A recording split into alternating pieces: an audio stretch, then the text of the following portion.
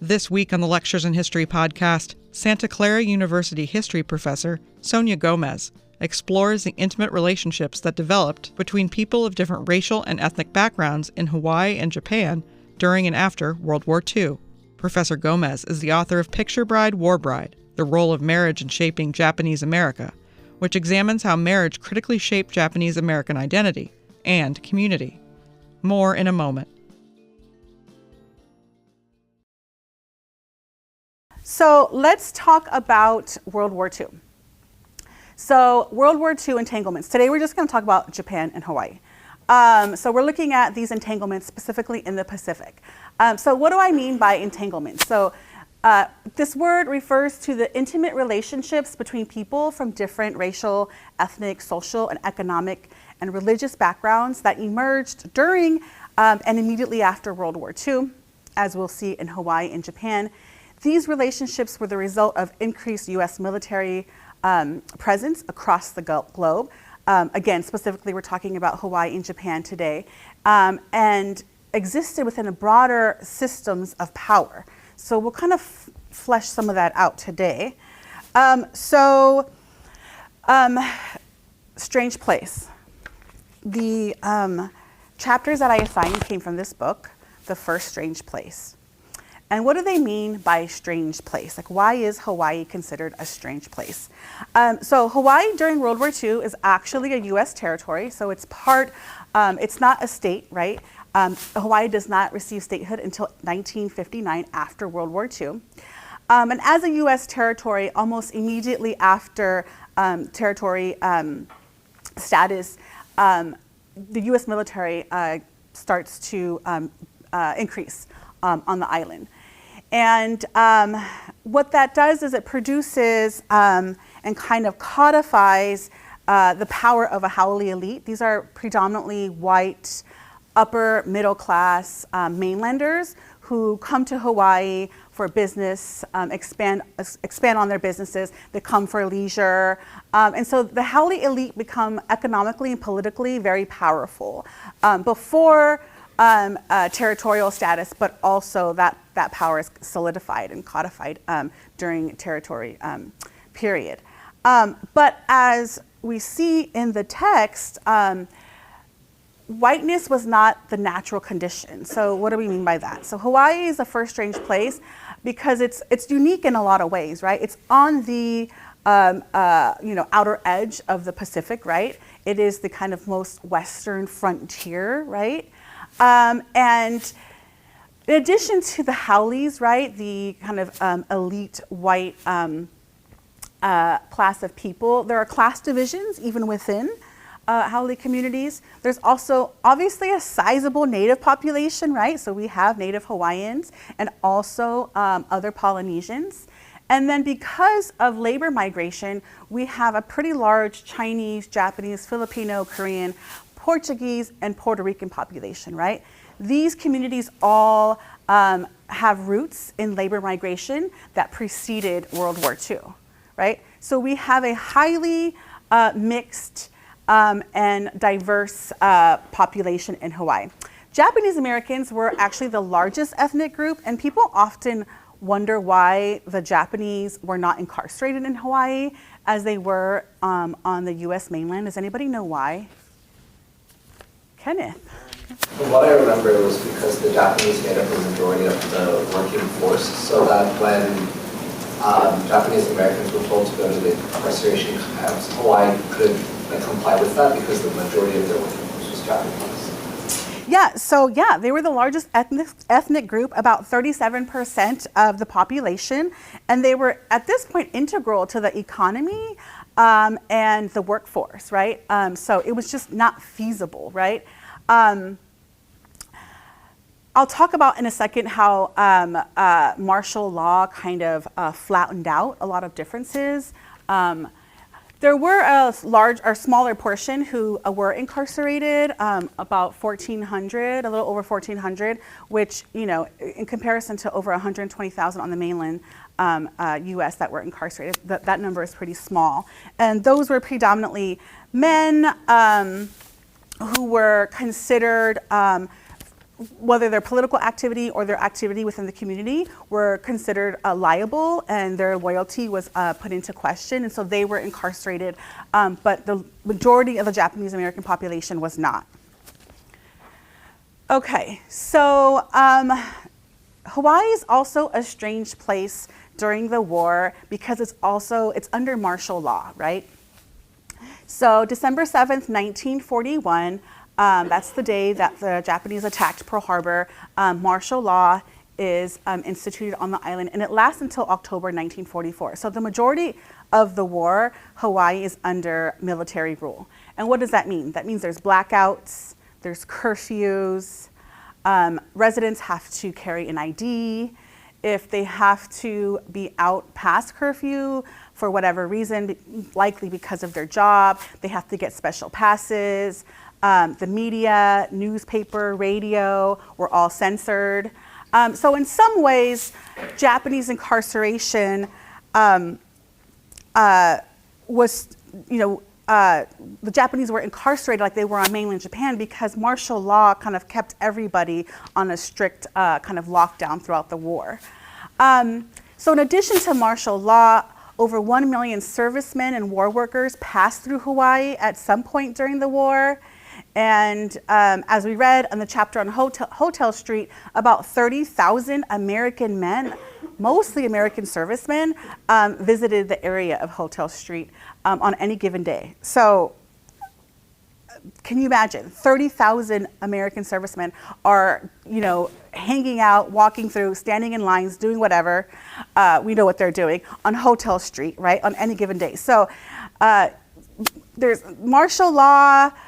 There's an influx of predominantly white servicemen, just servicemen. So Hawaii is a very,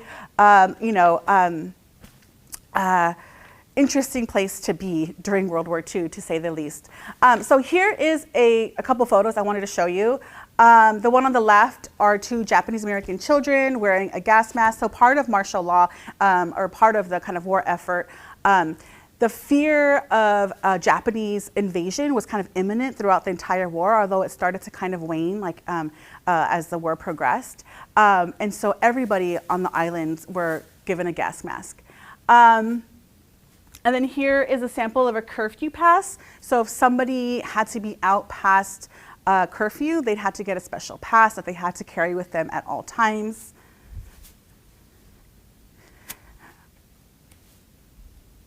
And then the blackouts, right, meant people had to cover their windows. They didn't want a lot of light. They wanted to reduce the light pollution of the islands. So as you can see here on this photo on the left, a restaurant says, enter through this door during blackout. You don't need to go hungry, right? So all of the windows are boarded up, and U.S.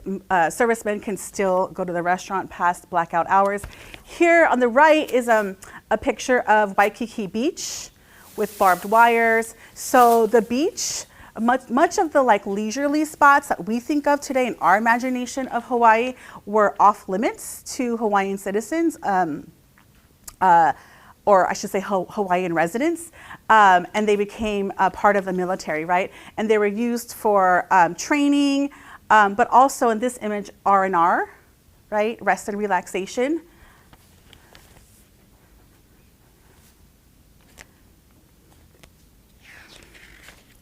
Okay, so let's talk a little bit about sporting girls. What was prostitution like before World War I? What do you remember from the reading? Okay, I'll tell you. So before World War II, prostitution, which these women were referred to kind of colloquially as sporting girls, was what she calls an open secret, right? The authors. In other words, prostitution was deemed necessary, right? In order to protect what was believed respectable women. They created a buffer, right? So it was kind of seen as this necessary evil, if you will, an open secret. And it was regulated, right? So the women they received testing, VD testing, and also care. There was also sanitation codes that they had to keep up, right, to make sure that the brothels stayed up to these sanitary codes. And they also were really restricted, right? They weren't allowed to live on Waikiki Beach. There were only a few places in Hawaii, in Honolulu specifically, where they could live. So their housing was restricted, their mobility was restricted, right? They couldn't go out after 10:30 p.m. They weren't allowed to own cars. They weren't allowed to buy property, to buy homes, right? So their lives were really restricted. Most of the prostitutes, both in the pre-war and post-war period, were mostly haole women, mostly white women from the mainland. And prostitution was regulated under the vice squad of the Honolulu police, right? So those were the authorities that oversaw the practice of prostitution and made sure that the rules and regulations ran smoothly. And of course, this is a picture of Jean O'Hara, who figures prominently in the chapter on Hotel Street. Okay. So how did Pearl Harbor and World War II change the lives of the women working on Hotel Street? There was an increased workload, right? I'm using air quotes. Increased workload because there were a large number of American servicemen who were coming through the islands, right, and in search of affection. So that meant there was an increased opportunity to earn money. And as we saw with Jean O'Hara, to earn a lot of money, right? She later on bought herself a brand new car and bought homes. They bought property. There were also looser regulations. The business became just so overwhelmed that sanitation codes were violated more often, right? Because Vice Squad wasn't checking as often.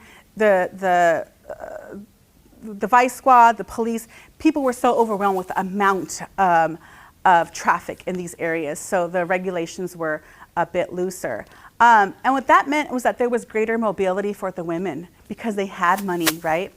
But that greater mobility, like owning the car, like buying a home, came at a kind of unlikely, came about through an unlikely allyship between the prostitutes and the military governor. Does anybody remember why?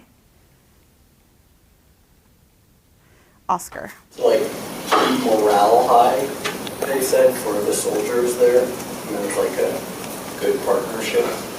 Yeah, so interestingly, although the head of the Vice Squad, or the head of the Honolulu PD, wanted to continue to restrict the prostitutes, the military governor saw that looser regulations were better because it served the military, right? To keep the boys' morale high, they needed to have kind of easy access, right?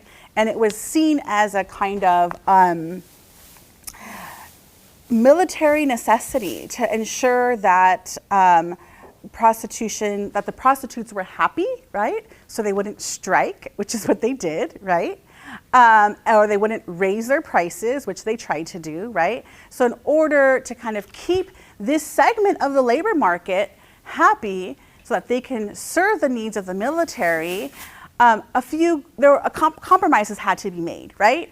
And one of those compromises was to allow the women to to have more mobility, right? To be able to like rent or buy a home outside of the confines of which they were restricted before the war, right? So that's how women like Jean O'Hara and her group of friends are able to purchase property in areas that they normally wouldn't be able to, right?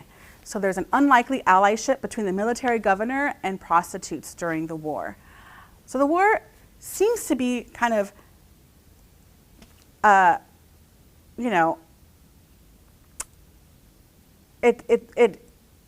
war, how do I want to say this? It brings upon like new opportunities for the prostitutes in an interesting way. You wouldn't like normally think that, right? So yeah.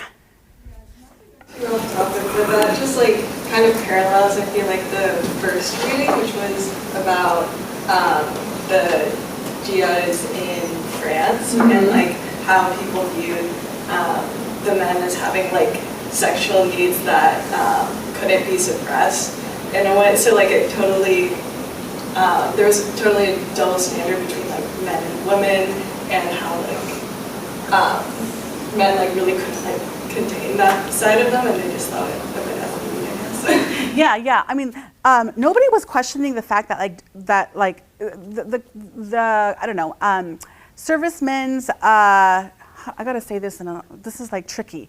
Servicemen's desires were like never questioned. It was just like taken for granted that these men needed to have access to women's bodies, right? And so how to make that, how to ease that, but also to appease local governments, right? With that reading in France, you're talking about French authorities, right? Here we're talking about the vice squad at the Honolulu Police Department, but the military governor is overseeing that. So there's different kind of competing agendas, local agendas, but broader kind of military agendas, right?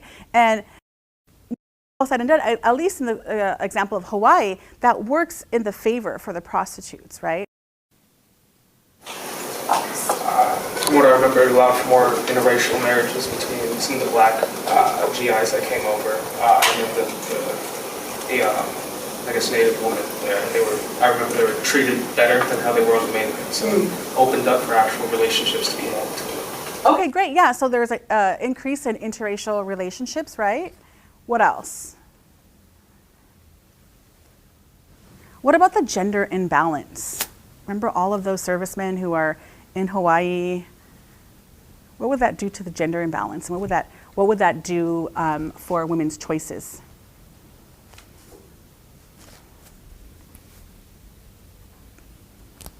Okay. So like Alex said, there's an increase in interracial relationships.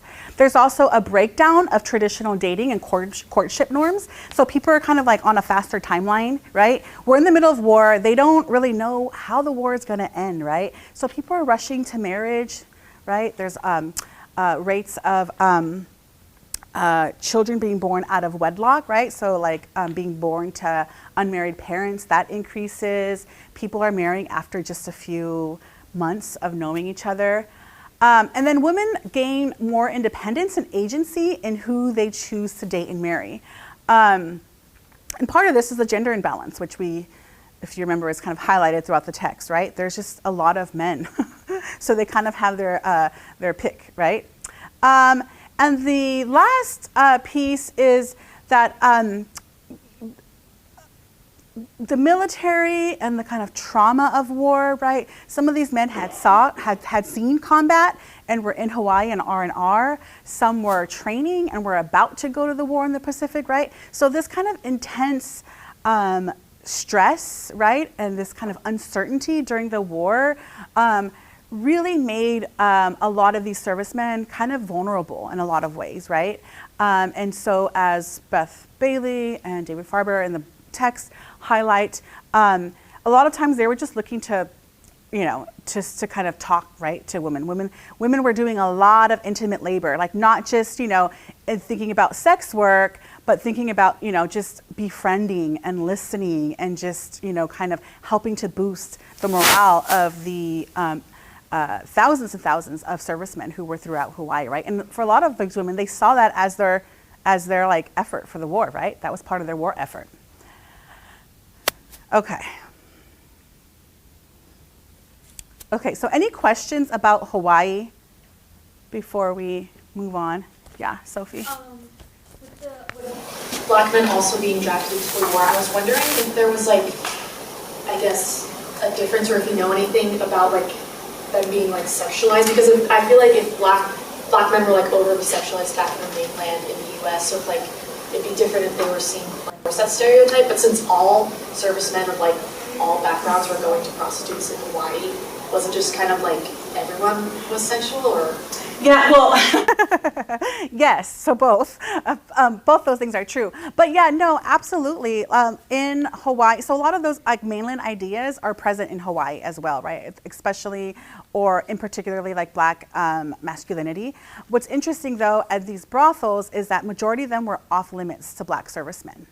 But that stereotype continues to, that stereotype permeates Hawaii and Japan as well, right? It kind of follows wherever Black servicemen go.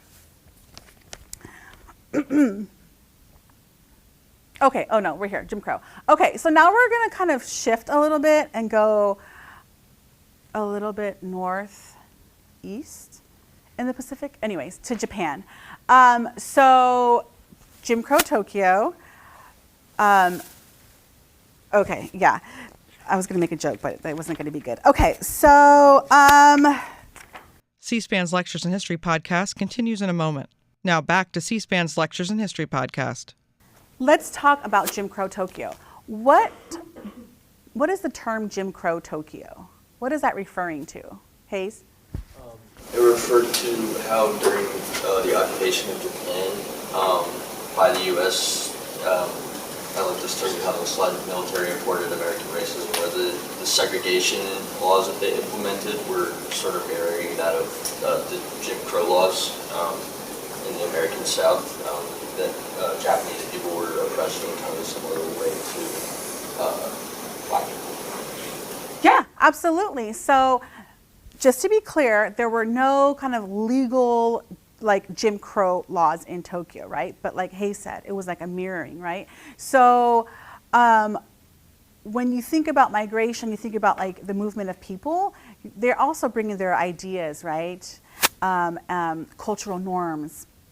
And so with the presence of the US military came the presence of the kind of American racial hierarchy, right? So after the war ends in 1945, the US deploys about almost 1 million American troops to Japan. This is what we call the Allied occupation of Japan. And they haven't left, but the military presence stays pretty high throughout the occupation and as well as the Korean War. So like the Pacific, Japan becomes an important kind of strategic military location for the United States. Military imported racism that we just talked about.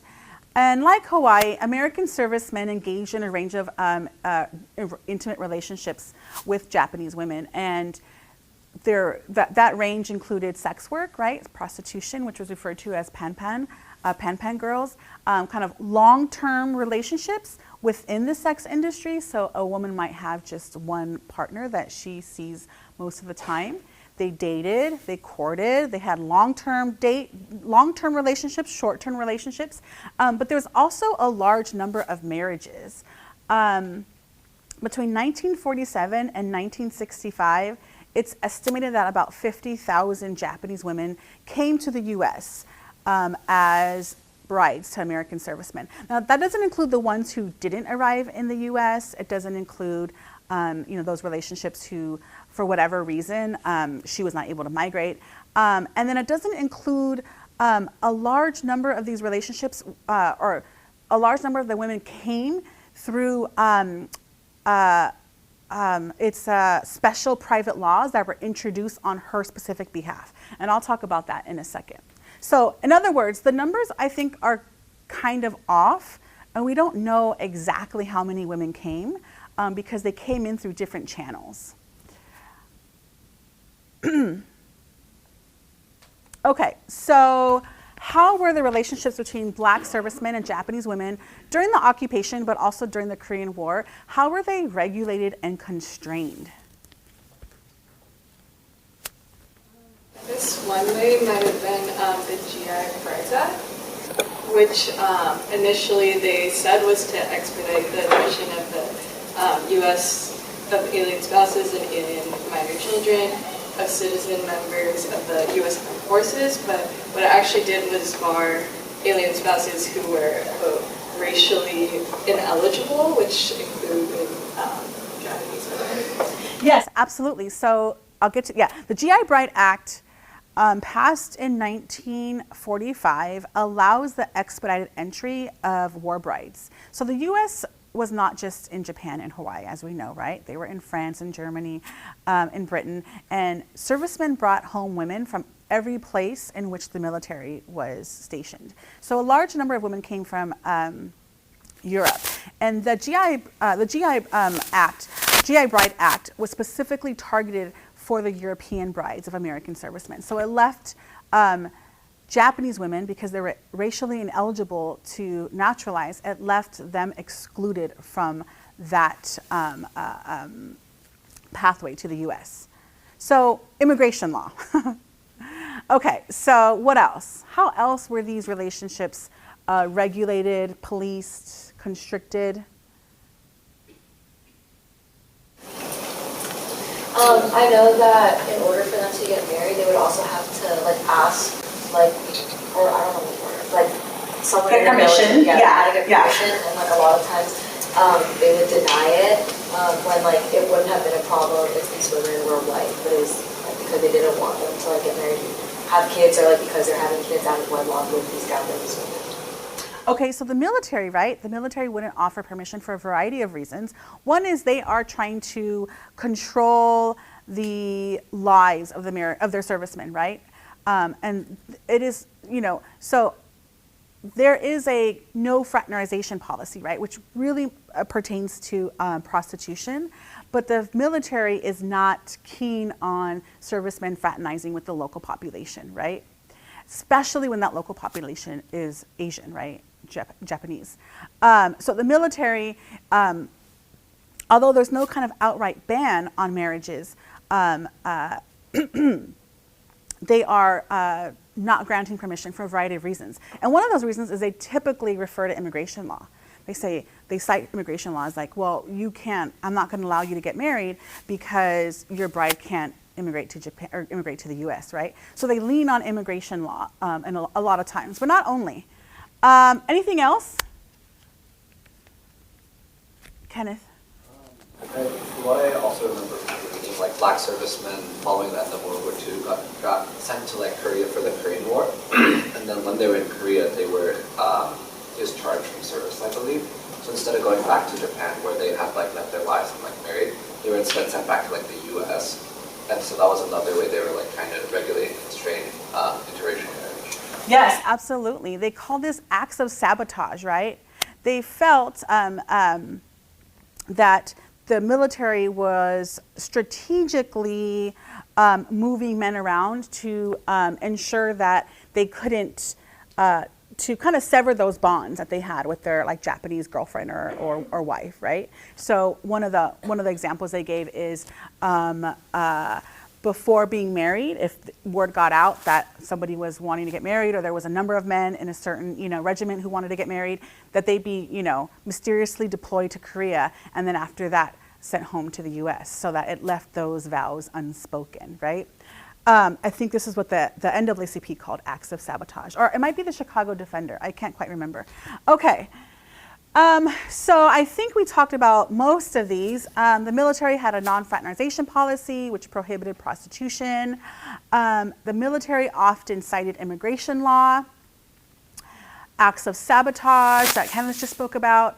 But also these relationships were debated and scrutinized, both in the kind of mainstream American press, but also within the Black press.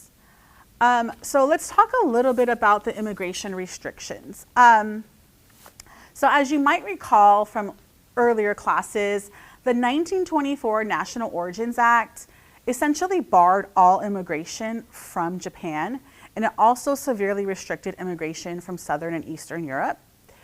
And so that was the immigration law of the time when World War II began. And then as we mentioned a few minutes ago, in 1945, Congress passes the GI Brides Act. This is mostly to facilitate the immigration of European brides of American servicemen. Japanese women are excluded because they are racially ineligible for citizenship. And what is the law that makes them racially ineligible? Anyone? Hayes. Yes, naturalization. And what year? Yes, 1790. Okay, the Naturalization Act of 1790 prohibits Asian immigrants from gaining citizenship. Okay. But then in 1947, Congress passes the Alien Brides Act. And this specifically allows those women who are ineligible by the 1945 Act to migrate, right? So in other words, Japanese women. But that act gives them like a 30-day time frame in which they have to apply, they have to marry, then they have to apply, they have to jump through all these kind of bureaucratic red tape in order to gain permission to immigrate to the US. So lots did, lots didn't. And later on in 1950, that act was amended to extend until 1952. So even though there were these restrictions, like a large number of women were able to immigrate even through all of these restrictive legislative barriers. Then in 1952, the McCarran-Walter Act allows all Japanese born to naturalize, so that's the repeal of the Naturalization Act, and essentially lifts the ban on Asian migration and Asian naturalization. So after 1952, now this is, years after the Allied occupation. This is 7 years after the end of World War II, right? But the US is still in Japan. There's still a large presence of American servicemen, and they are still marrying in large numbers. But in 1952, that becomes much more easy for Japanese women to immigrate to the US. And that's why we have numbers like before. The statistic I showed you before, that was like 30,000 women. It starts at 45 and goes to 65, because even though the war ends and the occupation period ends, there's the Korean War. The US military, as we know, hasn't left Japan, so there continues to be Japanese women who are marrying American servicemen. And then in 1965, the Hart-Celler Act lifts the 1924 ban. So these are the immigration restrictions that Japanese women and their American servicemen, both black and white, had to navigate in order to immigrate to the US. And then going back to thinking about like media and the ways in which these relationships were kind of scrutinized, both in the mainstream and black press. So here's an article from 1952 in Ebony, a popular magazine. It says, "The truth about Japanese war brides." What feelings do you get when you see this? What does the title imply? Why would they be interested in these relationships? And Sophie? It almost seems like they're trying to say something about these women, that they have like an undercover like plot or plan for the reason of marrying these people. Yeah. And that they're not actually doing it for love or affection, that they're actually doing it to maybe like infiltrate America. Okay. So you feel some like anti-Asian sentiment in this. Okay, Alex? It seems like, at least the part in the news side, the little paper right there, soldiers started to admire legendary qualities of attractive Nippon women. That's an unbelievable quote. Why is it unbelievable? Legendary qualities is like I don't even know what that would entail, but it's very weird. Do you remember, was it last week that I showed you the photo of Madame Butterfly? We talked about Madame, right? Anything else? Yeah, it's implying like the truth, like there's a suspicion, right, about these women, right? But there's also this kind of Madame Butterfly trope that's being applied, right? And let's see. Oh, wait, let me move ahead a little bit. Here's another one. This is from, I think this is from Jet magazine. Also a black magazine, African American press. Oh, so this is switched, actually. So this is supposed to be on that side and vice versa. So it reads, "Do Japanese women make better wives?" Right? Any thoughts? It reminds me of what I think we talked about maybe last week or sometime during the quarter, about how like Asian women were kind of seen as more docile, and like better in the kitchen and stuff like that, and more submissive. So it reminds me of that. Okay. Yes, Jessica, you also had your hand up. Okay. Adding on that, like we talked about it last week in our group presentation. Yeah. About how Japanese women were they were looked at as more submissive, and they catered to their husbands, and that made them better wives. They would take care of the children, take care of your husband, and they do whatever you tell them to do, which quote unquote made them better spouses. Okay, yeah, absolutely. They're definitely playing on these stereotypes of Asian women, particularly in this case, Japanese women, as being better wives, being better in the domestic sphere, right? Absolutely. So many hands. Okay, Alexander? A question like that, do Japanese women make better wives? It takes away any like personhood from Japanese women and kind of boxes them into like, this is how we're going to be and how all Japanese women are, and then allows like this image in the heads of basically all men that, oh, if you want this type of wife, then a Japanese woman is going to fit that standard rather than, I guess, looking at Japanese women as people. Yeah, they're kind of being generalized. Yeah. Okay, got it. Good, good. Claire, and then Sophie. I feel like the caption, or not the caption, the title kind of like implies like a battle between like Japanese women or like Black women or whoever else Black women are being like, one is the better wife, and you can't both just be good wives, and one is better, for the better spot. Absolutely. It is putting these women in competition with each other, right? Do they make better wives? Better than what? Better than who, right? It's interesting because it kind of pushes on the, like, you know, the anti-miscegenation laws of it. Like, it's like this is a kind of not uncommon for the time, like pairing. Like, it isn't just like a full like, white marriage, but then they're still pushing the same like gender stereotypes. So it's like really not pushing any sort of boundaries. It's just reinforcing those sort of beliefs. Okay, maybe it's not pushing any gender boundaries, but maybe other boundaries they are. Okay, yeah, so reinforcing some of these like gendered stereotypes and these gender hierarchies, yes. Let's see, we'll do Hayes and then Sophie again. I think just adding on to that, definitely plays with the gender stereotypes at the time, like that. In that it maybe creates competition among women at this time.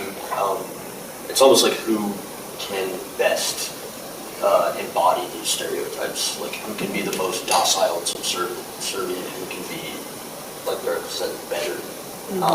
I was sort of reading the text a little bit. Good eyesight. It says like, I feel it is my duty to do my husband's bidding. And if this makes me different from American women, that I don't know what to do about it, because acting this way makes him happy. If he's happy, I'm happy. So it's almost like it's their sole purpose to serve him. It's kind of disheartening. Sophie, did you want to add? Yeah, I was also reading the text, and in the last paragraph, it says that like that the trend in America is that women want rights and they want more freedom, but Japanese women don't want this. So if you marry a Japanese wife, she won't like talk back to you, or she won't try to gain rights. So it also is perpetuating this like stereotype that women need to be below men and actively moving against feminism. Okay, good. Cindy? And then I also just think that this is kind of like a transition period, like into now what is still like very predominant, like the model minority, and how it kind of started with Japanese and other Asian women, and like having this idea that they're somehow like still like almost like the superior wife, like as like everyone has been mentioning, but yeah, they're now seen in a different light, like whereas before they were pretty much doing anything they could to not have these marriages happen, whereas now they're almost used as a token, so it's almost like a signal to like other women of color, like see like Even today? Or in this even period? today, Oh, in okay. Oh, this period. oh, Okay. like, we don't hate all people of color, like we like them, so like just be more like them, like something like that, which is still something that I believe is like very prevalent today, but like I guess this could be a very important transition period. Yeah. I think I mentioned it last week about scholars pointing to Japanese war brides as the quote-unquote first model minority, right? And this is just one piece, right? This is in a Black magazine, Jet, but there were lots others, right, in kind of mainstream, and all are surprisingly very similar, right, about how they view Japanese womanhood.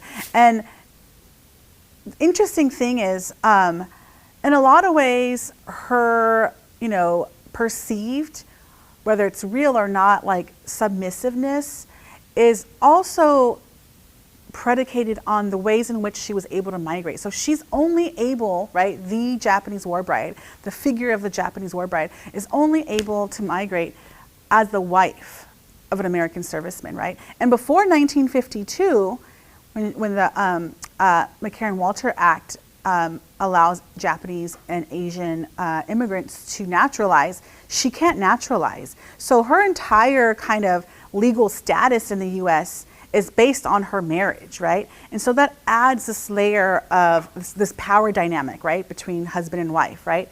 In addition to conquer and conquered, right? The victor, the loser of the war. So there's all these layers in which power is mapped onto these relationships. And then that power is read in these very kind of gendered ways about how she's submissive and the best kind of wife and all these kind of Orientalist tropes, right? C-SPAN's Lectures in History podcast continues in a moment. Now back to C-SPAN's Lectures in History podcast. Did you have your hand up, Eddie? Oh yeah, I was going to say like kind of what you just said, where it's like it seems like a way for media to stifle Japanese in American society altogether, because it's basically saying like, oh, these women can come over, but only if they stay in the home, and not like, we don't want them as part of our society, part of our workforce, we just want them in the home. Absolutely, right? Because they come as wives, right? They don't come as laborers, they don't come as students, they come as wives. And although there's no restrictions barring their employment, and a lot of women do have to work outside the home, because unfortunately for them, they thought they were marrying into these like wealthy families, and just to find out that their husbands are like, poor man from Alabama. So they did have to work outside the home. But yeah, they weren't, that wasn't the kind of special category that like allowed, or that wasn't the category that allowed their citizenship, right? They were thought to be wives and homemakers, and that was going to be their main role in the U.S. Okay. I think we're good on time. Okay, so I want to go back to this question because we've kind of touched on it already a little bit. This is the front page of that article I just showed you. Do Japanese women make better wives? And this comes from November 12th, 1953. So I don't know if you could read it. It's kind of small. The question is, if the relationships between black men and Japanese women didn't violate anti-miscegenation laws, why were they policed? So let's back up a little bit. Were these relationships in violation of anti-miscegenation laws? Why? You guys both went like... Well, because it's two non-white people in a relationship with each other, so it doesn't break any of miscegenation laws as they're laid out, at least what I can remember. Mm-hmm. Okay, so these relationships don't include a white person, right? Kenneth, did you want to add to that, or were you going to say the same thing? Yeah, so most of the anti-miscegenation laws we've talked about in this class restricted a white person and a black person from marrying, right? Those are most of the laws. That's the kind of foundation, right? And we talked about ideas about white racial purity, right? In the West, we talked about specifically California, where those laws were amended to include East Asian men and later Filipino men, right? So those laws, but again, didn't restrict the marriage between a black man and an Asian woman, right? Now, depending on, the situation and depending on the clerk who was overseeing the marriage, because as we've seen, so many of these laws were policed by kind of ordinary kind of civil servants, right, who had to decide whether this person was white or black or Mexican and white and all of that. So depending on the situation, one could categorize a Japanese woman as white, right? Although on the West Coast in California that had a larger Asian population, that likelihood was smaller, right? So for the most part, these relationships don't violate anti-miscegenation laws, but yet they're still policed in many ways. Why is that? Sophie? It reminds me about the primary source you gave to us on the test about how the children of like white women and Asian men, like they didn't know what they were going to be, what they were going to grow up as. So it reminds me of that, like maybe there's a fear of what these mixed children will grow up to be because they don't know what they're going to be. Okay, yeah, good point. Okay, so there could be, uncertainty about like how these children are going to be racially categorized in a very like black and white world. Alex? I kind of thought it was more in the sense that it was like you have two different ethnic groups, and if they actually team up together, that it's like even more people that are supporting each other and saying, hey, it's wrong for white people to, discriminate against all of us. And so if you actually have like a two mixing of diverse ethnic groups, they would actually band together versus keeping them separate, saying like, oh, you can't trust the Asians. They look down on black people. Same thing with black people. If you divide them up, then white people stay on top. But if you get them together. I see. So it's a fear of Afro-Asian solidarity. Okay. Oscar? Yeah, I was basically going to say the same thing, but it's like challenging like the racial caste system that was existing, which is why like people like Fred Hampton were like seen as so like dangerous to American society for like bringing different people of different racial identities together. Yeah, okay. So you brought up Fred Hampton. Who is Fred Hampton, for those who don't know? Oh, the leader of the Black Panther Party? Yeah, the Chicago chapter or the Illinois chapter, right? The Chicago. And why was he, can you tell us a little bit more? Yeah, so he started the Rainbow Coalition, which is like bringing like poor white people, Asian people, black, like all races together and uniting them against like white supremacy. And capitalism? Yeah, capitalism specifically, but it was like, then he was labeled as a communist and was targeted by the CIA and murdered by the CIA. Yeah. As like he was like 21 or 20. Yeah, a very charismatic leader of the Black Panther Party, and he was successfully organizing in Appalachia, organizing poor white people and building these multiracial coalitions, and then he was murdered by the Chicago PD. So absolutely, right? There is, and these relationships challenge the American racial hierarchy in a lot of ways, right? But going back to Sophie's comment earlier, but also reinforced kind of gender hierarchies, right? Because even if you think back to Jim Crow Tokyo, black men, were black men and women, right, who were in the armed forces, were subjected to racial discrimination. If you can remember the Meiji Pool incident, right? There were these kind of de facto Jim Crow laws. They were often assigned the, least paid kind of menial jobs in the military. There was kind of outright racial violence against American military by their white compatriots. But despite all that, they are still have, in some ways, you can think about it as having access or able to enjoy the privileges of being part of the American military, right? In which they are still the conquerors, right? They are the winners of the war. The U.S. is in power, right? So there's still men in uniform. So it's a very kind of contentious space in which they occupy, right? And especially these relationships that are pushing against the racial hierarchy in the U.S., but at the same time kind of reinforcing the gender hierarchy in some ways. And then last but not least, I want to talk a little bit about the NAACP. So I want to show you this.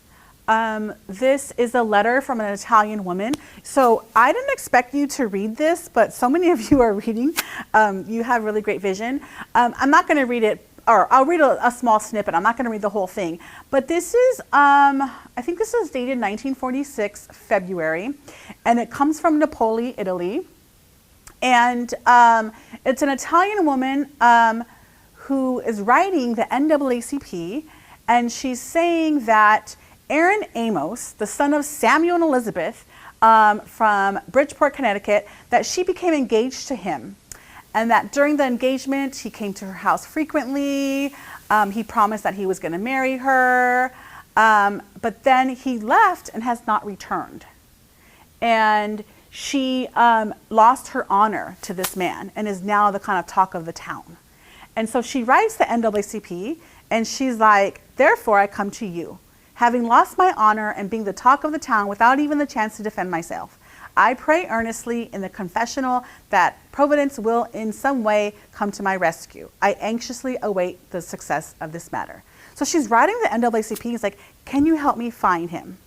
Right? Interesting.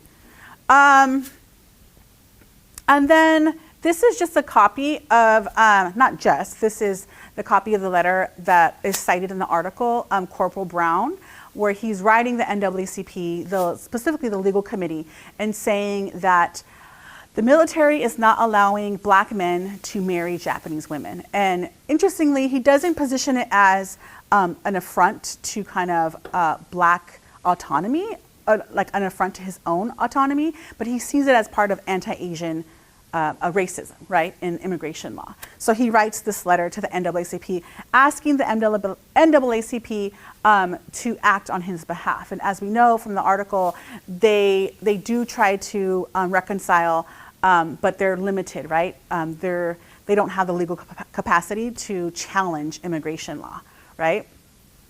And so we see this as quite different from the kind of pre-war period, right?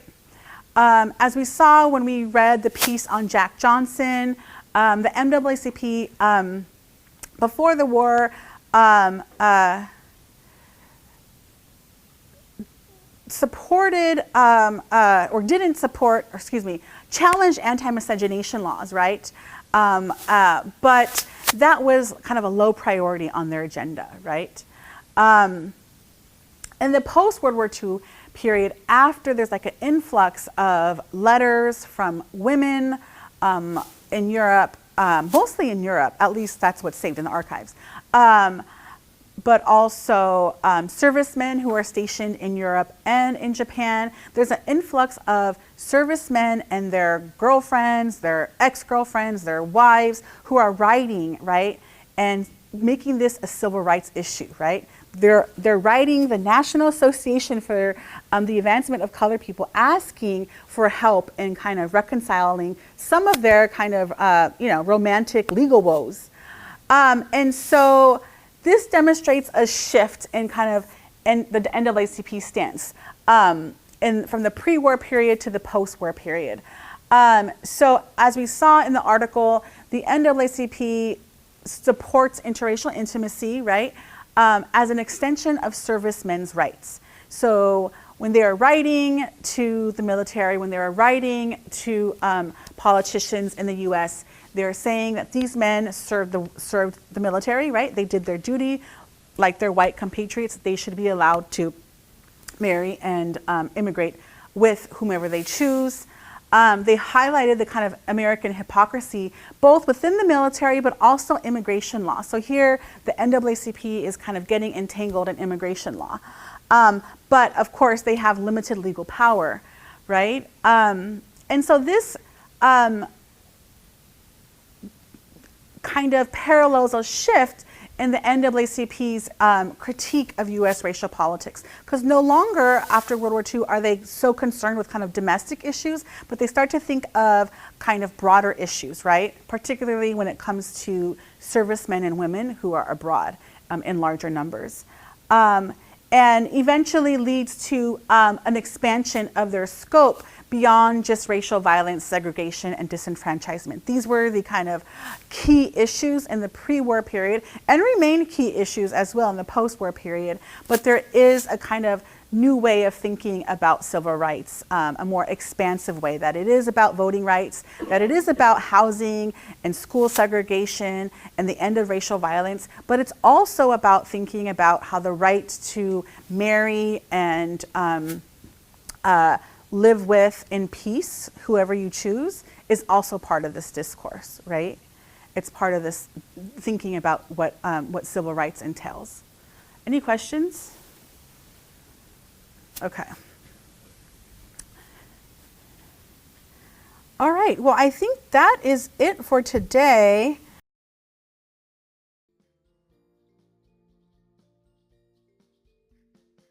Thanks for listening to this week's Lectures in History podcast. To find even more history content, visit our website at cspan.org.